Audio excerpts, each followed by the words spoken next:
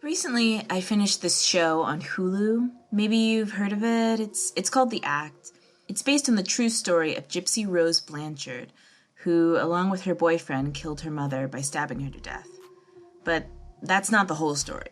The whole story is that Gypsy's mother had been lying and saying that her daughter was dying and subjected her to a massive amount of unnecessary medical procedures. Once Gypsy started to realize that not only was she not as sick as her mother told everyone, but also that her mother had no intention of letting her out of her control, Gypsy conspired to murder.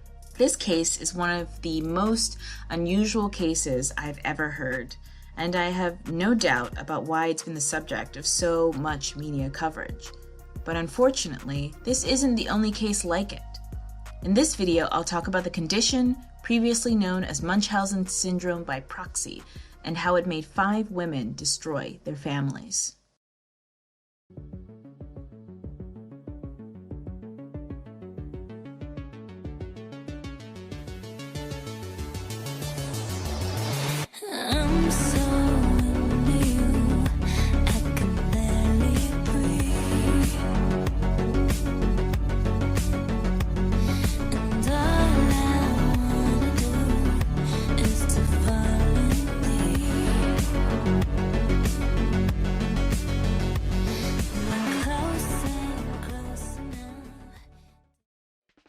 Munchausen syndrome by proxy is defined as a mental health problem where a parent, child, or caregiver exacerbates, falsifies, or causes an illness or injury to a person that's in their care. Most of the known cases have been from mothers to their children or nurses to the elderly due to the fact that they have proximity to the vulnerable. I'll back up. Munchausen syndrome is when a person makes up their own illnesses and lies about their condition. This isn't the same as someone who hurts themselves for access to medication or to file a false insurance claim. This is more compulsory. It might harm themselves more in the end. They might fall into a financial burden or undergo painful medical surgeries, but to them, the attention and care they receive make it all worth it. Munchausen syndrome by proxy has actually never been listed in the Diagnostic and Statistic Manual of Mental Disorders, also called the DSM, which is considered to be the most accurate catalog of identifiable mental illnesses. What is listed is factitious disorder by proxy. That's listed in the DSM-4, which is the latest copy of that manual. This version, factitious disorder by proxy, is felt by professionals to be more of an accurate understanding of the condition. When you say it's a syndrome, that makes it sound like the person just sort of caught this, like it just developed in the body on its own. But when you call it a disorder, that aligns it more with a psychological condition that can be accessed through therapy. For the sake of the video, though, I'll keep referring to it as factitious disorder by proxy, or FDP. People with FDP might lie about a person's symptoms. They might alter test results or physically harm someone to produce symptoms. One of the ways in which they're caught is that a person's condition worsens when they're in their care and improves when they're separated. A person with FDP often has some sort of medical knowledge, and they might appear to be entirely devoted and loving to their child. They might relish the attention and sympathy that people give them, and try to force medical staff into procedures that they want for their children, but not necessarily ones that the medical staff is comfortable with. Blanca Montano brought in her 2 children to an Arizona hospital for flu-like symptoms. The children were treated and the son was soon released, but the 7-month-old daughter continued to get worse. Over the course of her hospital stay, the child was diagnosed with 9 different rare infections that put her in intensive care. Montano even pushed the staff to administer a painful bone marrow biopsy on the baby. The medical staff started to grow suspicious as the baby's condition worsened when she was alone with the mother. They installed a camera in the room. What was found on the tape was proof of Montano's activity. She was purposefully contaminating her baby's IV by sticking it in her mouth and infecting it with foreign bacteria, including fecal matter. Little did they know that months before, Montano's children had tested positive for an E. coli infection, something that you can get from human waste. Montano had little shame about what she had done, though. They found that she would try to cover the camera before she harmed her child. Eventually, she was sentenced to 13 years in prison, and her children's health drastically improved once she went away. Many people with FDP do it for the attention and the fame. Lisa Hayden-Johnson used her son's condition to be on TV and meet famous people like former Prime Minister Tony Blair and the Duchess of Cornwall. She claimed her son had a litany of conditions: diabetes, cerebral palsy, cystic fibrosis, an allergy to sunlight, and a metabolic disorder. He was forced to use an oxygen tank and had a stomach tube put in and confined to a wheelchair. Hayden-Johnson would bully medical professionals when they said they couldn't find anything wrong with him, and she threatened to sue if they wouldn't perform certain medical tests and procedures. Things started to unravel, though, when neighbors saw the boy playing sports in his backyard.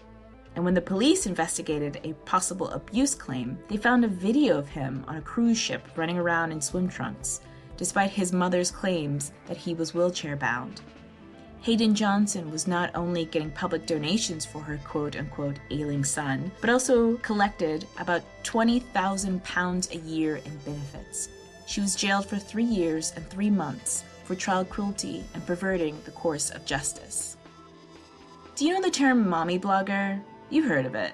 It's a fairly new phenomenon where a mother documents her life and the life of her children on the internet for people to see. Lacey Speers was one of those women and would regularly post the ups and downs of her son Garnett's illness on Facebook and Twitter on a blog that she wrote called Garnett's Journey. Spears would move around state to state to maintain the lie that her son was deathly ill. Every time a doctor would get too close to the truth, she would pack up and move again. But after another one of Garnett's dozen of hospital admittances, things turned deadly. Tests showed that Garnett had sodium levels at the toxic level. When he came in, the levels were a normal range of 138, but during his stay, they raised up to 182. The child was airlifted to another hospital when the sodium in his body started to cause his brain to swell. Less than 1 week after his admittance, Garnett Spears was dead.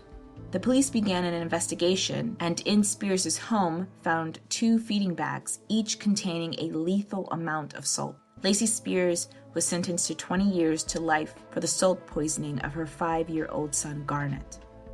Dr. Mark Sirkin, a clinical psychologist and Mercy College professor, says of Spears' psychology, "Even at a very early age, she could get praise, which I'm guessing she desperately sought, for being a good mother, role model, and caretaker. And the internet gave it this extra oomph, a lot of juice. Suddenly, she's not just a good mom in a small family group. She's an international good mom, a viral good mom. Suddenly, everyone's giving her these kudos." FDP often starts with the inflictor first. They start complaining that something's wrong with them, and then move on to another when they don't get the sympathy that they crave.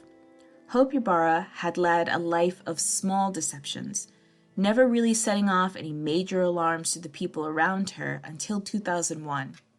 Ybarra claimed to have been diagnosed with Ewing sarcoma, a bone cancer. Over the course of 8 years, she continued to keep up the illusion of her illness. She claimed it had spread to her brain and lungs, that it took her hearings, so she even got a cochlear implant and learned sign language. She moved to Alabama for cancer treatment and told people that she had beat cancer twice. Her daughter, she told people, had terminal cystic fibrosis, and she documented their hospitalizations and treatments on her own blog. Ybarra was regularly given gifts and money and was featured on the news for her, quote, bravery and, quote, fearlessness of raising children while battling cancer. But Ybarra pushed it too far. She claimed to have gotten pregnant with twins and then to have lost them after 5 months. But when examining the urns that she had bought, there were no remains. During an investigation, it was found out that Hope never had cancer, and her daughter never had cystic fibrosis, despite 4 years of brutal surgeries at the insistence of her mother. She was also poisoning her child with pathogens and once bled her child that put her into an anaphylactic shock. Ybarra claims that she was innocent and doesn't remember anything due to blackouts and comas from her diabetes. She was tried and convicted of child abuse and will be released, terrifyingly, in October of this year. Ybarra says, "She was born premature. She started having problems. In my neurotic thinking, I saw the attention that brought in, so I would start to exaggerate some of the things that were going on with her. I didn't intend to hurt her. I was trying to get attention. It was the wrong way, the wrong way, the wrong kind of attention, the wrong way. It felt like I was loved. It felt like they cared. That's what it felt like. Leslie Wilford's case is one of the most disturbing cases that I've been researching. Leslie met her husband, Chris, in high school and later reconnected and married as adults. That brought together 4 kids from Leslie's past relationships and Chris's son, Nathan. Publicly, the Wilfred family was suffering through many hardships, mostly the then 9-year-old daughter's terminal leukemia and the then 13-year-old son's need of a liver transplant for his chronic vomiting. According to Leslie, the other children suffered from various medical and psychological issues, with Nathan being the standout. Frequently, Leslie and Chris accused Nathan of violent acts against the family, and he was rarely ever allowed to be part of family outings. Neighbors and community members report rarely ever seeing him at all. Leslie framed this as being for everyone's benefit. She claimed to be pregnant with twins, but told people that they were born stillbirths.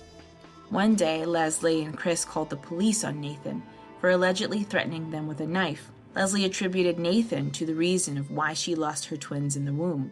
Child Protective Services began an investigation and learned that Leslie never went to hospital for her pregnancy, that she was never pregnant at all, and she had ordered the urns for the, quote, twins 5 days before reporting that they had even died. Further investigation unearthed that the 13-year-old son didn't need a liver transplant, and the 9-year-old was not dying of leukemia. Additionally, one of the other children, the only one of mixed race, was told that she was a product of rape, a report that has never been corroborated by police or anyone. But the biggest secret was yet to come. During a police search of the family's home, a small wooden box was found in a linen closet. Leslie said that the box was to house an animal, but what was revealed was that the box was for Nathan. For some portion of Nathan's life, he had to live and sleep inside of this small box while restrained by plastic bands to prevent him from trying to escape. It was later discovered by a psychiatrist that Nathan suffered from post-traumatic stress disorder from so much abuse every day of his life. Leslie was convicted of cruelty to children along with theft by deception for taking donations for her children's fake illnesses. She is serving 8 years. Chris was also convicted of 1 count of cruelty to children. Many people speculate on why these women behave the way they do. Why is it that more women engage in this than men? I mean, that's really what I'm thinking about. Is it because society tells women the best you can be is a good mom? The most important job in the whole world is to be a mom. If you aren't a mom, you're selfish. You're not worthy of attention the way that mothers are. So women, already suffering from some sort of psychological malediction, find a subject to focus their attention on. These victims are the perfect victims. They can't escape, they can't complain, and they can't stand up for themselves. It's often said, but I'll say it again, not every person who gets pregnant should be a mother. Dr. Sirkin offers his thoughts on the source behind FDP. If you're a girl raised in a family in which you don't get the nurturance that every person needs to form a healthy personality, you start to take in things from the outside that will give you a ready-made personality. Being a mom is a ready-made role that our society provides women. I would speculate that this young woman was so empty that here was this ready-made social role that she could just jump into. And who doesn't love a caretaking mom? All right, you guys, that is it for tonight's episode. I hope that you liked it. I said I was going to release this by Mother's Day, and obviously that didn't happen. I thought this would be an appropriate show for Mother's Day because there are bad mothers out there. Hopefully you don't have a bad mother, and hopefully you're not a bad mother. I have a great mom. Happy Mother's Day to my mom. All right, so I'm going to be back with another video, hopefully in a week. I'm trying to do these weekly things. It is a struggle. I just wanted to say, if you feel like you have witnessed any kind of form of abuse or anything towards children in your life, please reach out. I will list some resources for you below. And in the meantime, follow me on Twitter, on Instagram, on Facebook. I'm there. The links are in the show notes. Thank you guys so much for watching, and I will see you next time. Bye.